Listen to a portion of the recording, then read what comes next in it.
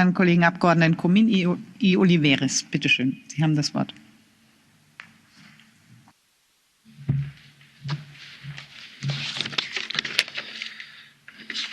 Thank you, Mr. President, Commissaire.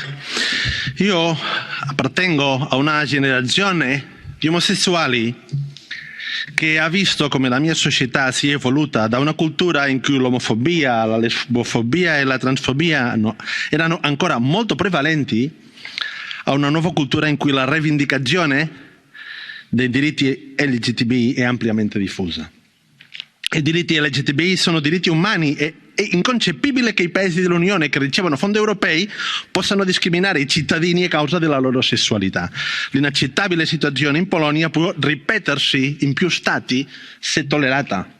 Il ruolo dell'Europa nel mondo dipende dalla forza con cui difende i diritti umani all'interno dei suoi confini. Consentire la violazione dei diritti delle persone LGTBI significherebbe incoraggiarne la violazione a livello globale, rinunciare ai valori dei trattati e mettere a rischio milioni di persone in tutto il mondo.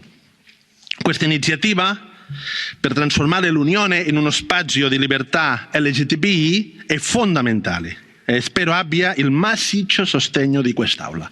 Grazie tante.